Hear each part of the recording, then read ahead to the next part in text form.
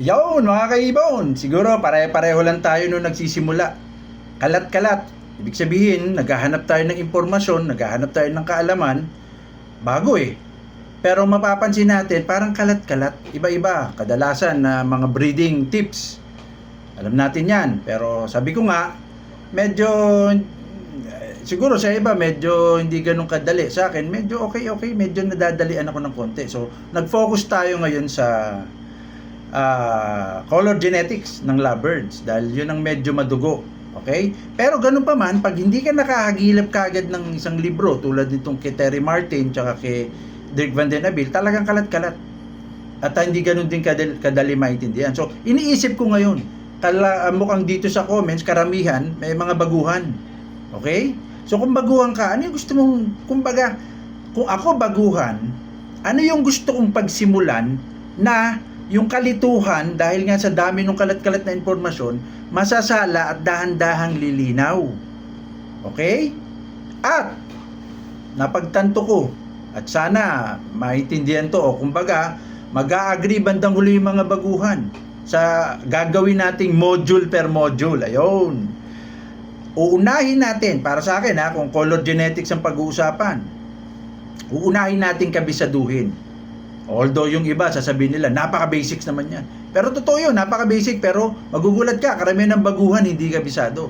So dun tayo sa very basic, module 1. Ano ang itsura ng wild type? Okay, wild type color, yung talagang nakukuli sa wild, sa African wild. Ano ba talaga itsura niya? Doon muna tayo. Pag kaya, nakabisado natin, tuloy-tuloy na. Hindi ibig sabihin, hindi ganun kadali, pero ang gandang panimula. Pero bago yun, marami nagtatanong. Hindi pa rin nila alam, akala nila nagbebenta ako. Hindi po. Sa ngayon, isang flight cage na lang at hindi ako nagbebenta. Matagal na ako hindi nagbebenta. Kung may mga 5, 6 years. Kung nagbenta man ako noon, kumbaga, yung tinatawag nilang normal mutation, no? O, hindi rin ako bumibili.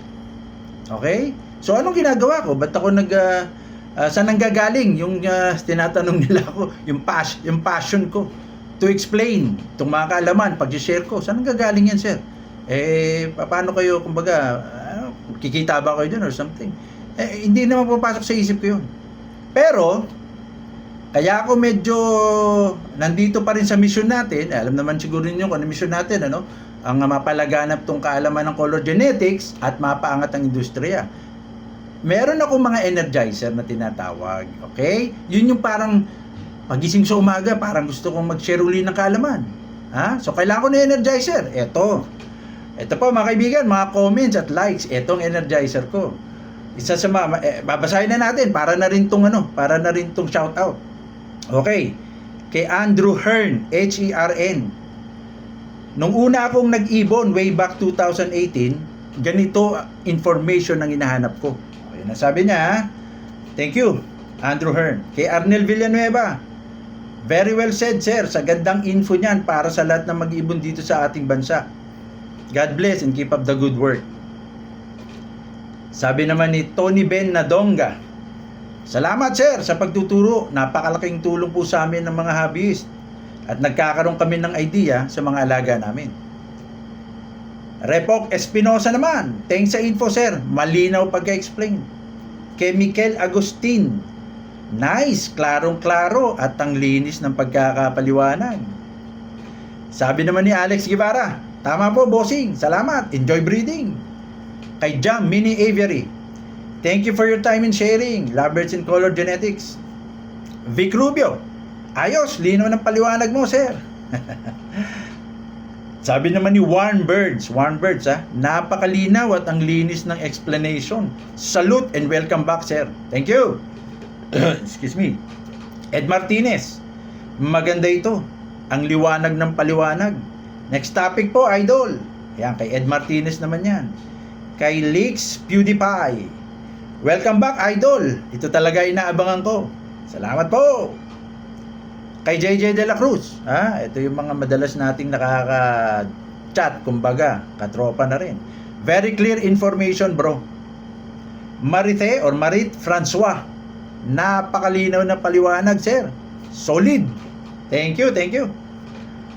Sabi naman ni Donato Beracio, Galing mo, sir. Ikaw pala si Kaplog, Rochad Bino. Okay, si Ed Milac. Ito yung katropa natin. Napakalinaw na pagpapaliwanag. Hindi pa din kumukupas. Pogi pa din. Sige na, mag-i-illusion na rin ako. Okay na, pwede na tayo dun sa pogi pa din. Eto, nagpa-shoutout talaga. Si Hinamak Mini Aviary. Hinamak Mini Aviary, shoutout. Nice, sir. Ang linaw mo talagang magpaliwanag. Thank you. Edgar Malikdem, detalyado, 100%. Thank you po. Jonathan Trangia Tulin. Pasensya na kung medyo baka nagkakamali ako sa pronunciation, no? Jonathan Trangia Tulin. Mas maganda po itong topic nyo pag ikaw mismo nagsasalita kesa sa kung ako magbasa sa mga topics nyo. Sana po, ganito na palagi yung palabas mo, sir. Marami po ako natututunan dito. God bless po. Mas gusto niyang, syempre, mas madali ang intindi siguro pag ganitong video, no? Syempre, si Olan ng Pretoria Nest, ha? Lalong katropa to. Ganito kalinaw, ka-crispy magpaliwanag ang Jameson Yereban. You're the best. Thank you, bro Olan. At shoutout na rin kay Eric Sulmata. Magkakasama kami tatlo niya sa Seattle's Best 2 weeks ago yata. At naghuntahan tungkol sa color genetics. Panalo yung dalawa na yan. Sabi naman ni Ronald Lapus, salamat po sa information. Napaka-easy ng paliwanag at madali maintindihan. Wait ako sa next topic. More power po. Kay Fermin Dasig Nolasco Jr. So smooth, ganyan sana lagi, bro. Dito lang ako nakasuporta simula nung nag-ibon ako. Dami ko natutunan sa'yo. Kaya Jose Jocab Llaneta, salamat, sir, nasumpungan ko kayo o yung videos nyo. Nadadagdagan ng kaalaman sa pag-iibon. Salute! Thank you po. Of course, si Sandro Fariñas. Kudos, bro Jameson. Eto, hindi ko alam kasi ang kanyang account, parang Arabic yung pangalan niya. So, siguro pag binanggit ko to, alam niya na siya ito. Hindi kita kilala, sir, pero nakuha mo attention ko. Panalo, klarong-klaro. Salamat, sir. Thank you. RB Aviary. Solid. Napakalinaw na paliwanag. Thank you po, sir. So, yun. Hindi naman natin malalahat. Baka maubos yung 7 minutes na. Nag-ano lang tayo, nagbasa ng comments. So, yun po yung energizer natin. Yung mga nababasa kong ganito, ito yung pagising ko sa umaga. Ano bang topic na maganda pag-iisipan ko para sa buong Pilipinas na mag-iibon. So, ito yung nagiging natin, inspiration. Salamat po sa mga comments na to at sa mga likes. At magpapasalamat po ako kung lagi nyo rin pong sinishare sa account nyo o sa grupo na mag-iibon. Medyo wala na po kasi akong time sa ganun, halos sa pag-research pa lang. So, tulungan nyo po ako para buong bansa ang makinabang o buong industriya makinabang. Okay, 8 minutes na. Dapat to 12 minutes matapos natin. Medyo nahabaan yung iba. Balik tayo sa sinabi ko, Module 1. Anong dapat? Sa mga baguhan, pinaka the best po. At magugulat kayo, akala ko basic, very basic to, alam na. May mga baguhan na parang, ano ba yung wild type? Ano bang color nun? Ano ba yun? May ano bang kinalaman ng normal green dyan or what? Hindi pa po ganun kaliwanag sa kanila. So, ito, isa-isayin natin. Ito po ang wild type itsurang panlabas o color ng Rosicolis o yung Alps 1 na tinatawag. Titingnan natin para kung malinaw sa inyo. Ayan. Yan po sa Lovebirds Compendium ni Dirk Van Den Abil. Page 66, no? Mas malaki ng konti ito sa mga eye ring group at yung eye ring niya hindi puti, no? At ang isa sa malaking pagkakaiba, horn colored ang kanyang tuka, hindi pula. So, pero pareho silang merong red mask. Ayan. At ang kanyang rampa naman from blue to deep blue. At ang kanyang paa at kuko grayish to black. So ayan mga kaibigan, ganyan po yung wild type color o yung wild type green o yung base color na nakikita sa wild. Okay? So gaano po kahalaga yan?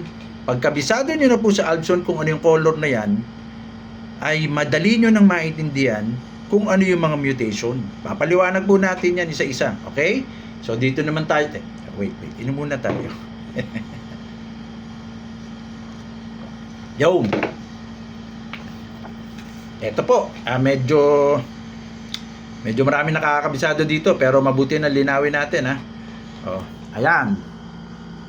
Personatus or personata. Okay, ayun nga, pulambik. Ayan yung mga eye-ring, ha, 'di ba? Kita nyo, puting-puti. So dito naman, yan yung tinatawag na hood, black. Pero ang description po diyan is hindi po talaga black na black yan.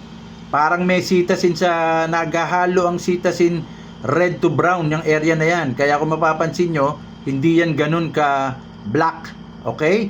So parang mas kita lang ang black dahil siya yung parang nasa ibabaw na layer, pero meron niyang brownish to yellowish ng konti at reddish pa. Brownish reddish siguro ang tama. Okay? At dito naman, yellow. Kitang-kita nyo naman, no? Yellow. Yan ganyan pagka-green niya. Okay? So ang prevailing body color, green, ha?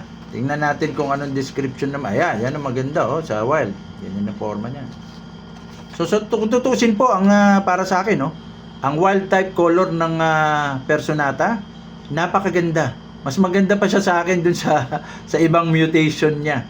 'Di ba? Ang gaan sa mata, no? Yung wild type color, okay? So dito naman tayo ngayon sa fisher.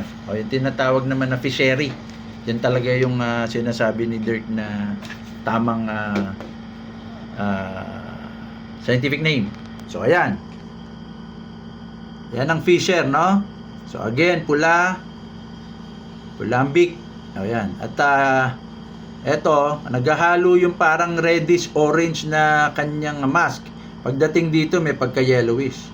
At kung mapapansin niyo yung batok, hindi po yan itim. Green na may pagka-grayish ng konti. Ayan, tingnan yung batok, no? Green na may pagka-grayish ng konti. Dito medyo naghahalo ang pula na mala orange na yellow. Okay? At yan, ganyan ang kanyang pagka-green. At grayish to black din ang feet tsaka nails niya. Ayan, yan ang Agapornis fishery. So kabisaduhin po natin yan mga baguhang mag-iibon.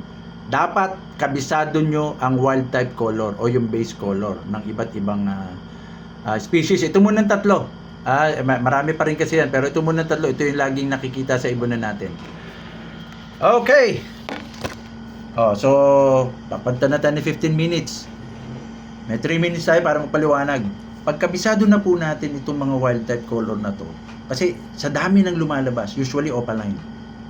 Ang ganda kasi ng opaline, nagpapaganda siya, 'di ba? Pinapaikot yung mas. So minsan napagkakamali pang yun ng normal.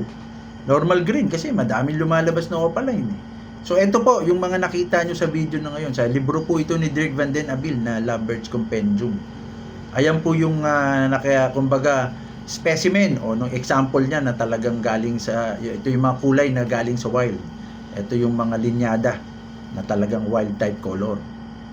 So pagkabisado na natin yan, maniwala po kayo sa akin, madali ko nang maipapaintindi sa inyo kung paano nagagawa ang green, kasi hindi po color pigment ang green. Yan ang isa sa susunod nating medyo tutumbukin. Ang green po hindi color pigment, at nasa YouTube channel ko yan. Marami na ako na isulat din dyan. Nasa YouTube channel ko yan. Pag nakabisado natin ang proseso kung bakit nagiging ganyan ang kulay ng mga wild type color, madali ko na po talagang maipaliwanag sa inyo yung mga iba't ibang mutation, yung hitsura ng iba't ibang mutation. Kaya napakalaga, balik-balikan nyo tong video na to para makabisado nyo yung wild type color ng mga tatlong species na yan. Alps 1, Rosicolis, Personatus at Fishery.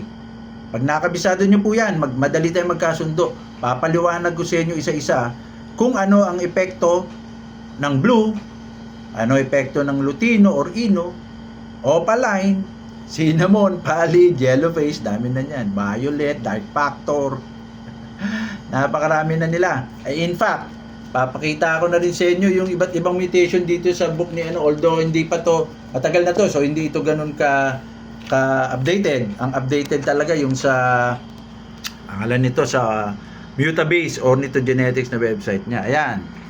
Mabilis lang papakita ko, meron din siya dito mga mutation. Nakalagay dyan kung saan nag-occur. Sa Rosicolis, kung meron na ba sa Personatus yan, Fishery, ayan. Okay? Yan po yung mga mutation ng mga lovebirds. At kung mapapansin nyo, At kahit dun sa mutabase, wala pong nakalagay na green sa mga mutation. Normal green o wild type green. Kasi nga po, nabanggit na natin yan din sa una nating video, hindi naman po kasi talaga mutation ang wild type green. Kaya kahit dun sa mutabase or ornithogenetics, hindi nyo makikita. Kunwari, sabi nung iba mutation naman ng ano, akala ko color mutation ng green. Mapapansin nyo wala talaga sa listahan nila. Kasi hindi naman. Okay? So dito muna tayo para hindi na naman napakarami papasok na sabay-sabay sa utak natin. Mag-clarify po kayo kung sa tingin nyo medyo parang hindi ko masyado naiintindihan si Sir Jameson. Clarify kagad, comment kagad. Yun ang kailangan ko para lalo natin ma-improve yung diskusyon natin. Hasta la vista!